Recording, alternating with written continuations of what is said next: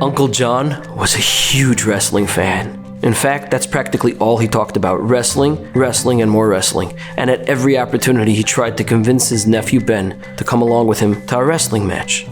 Finally, after weeks and weeks of convincing, Ben agrees, and he says, "You know what, tonight I'll come." Uncle John is ecstatic. He pulls up to the house that night. Ben comes into the car, and as they drive to the arena, he starts telling Ben about his favorite fighter, Tony, who's in the match tonight and is sure to win.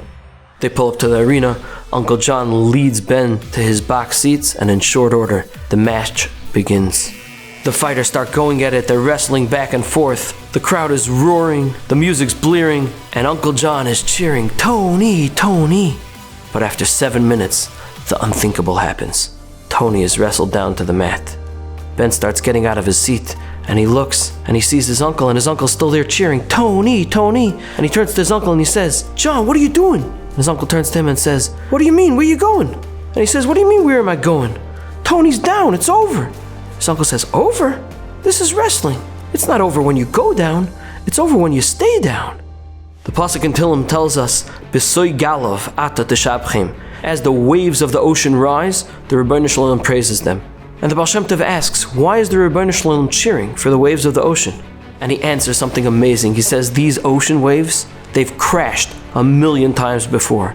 And every time they try to rise up and overtake the land, they fail. And yet, what do? They rise up again. They try again. They give it another go. And for someone like that, the Rebbeinu Shalom's right there, cheering him along.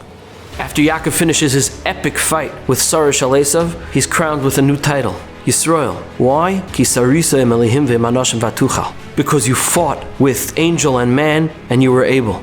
But if you look carefully, the Torah doesn't say v'tinatseach, and you overcame and you won. It says v'tuchal, and you were able to keep up the fight. And the truth is, if you look carefully, Yaakov didn't win. If anything, he got injured. And yet, you know what he did do? V'tuchal. He was able to keep up the fight. Ad alois hashachar, until the buzzer sounded. Very soon, the buzzer of Shofar Gadol will sound. And guess what? If we're still in it, we win it.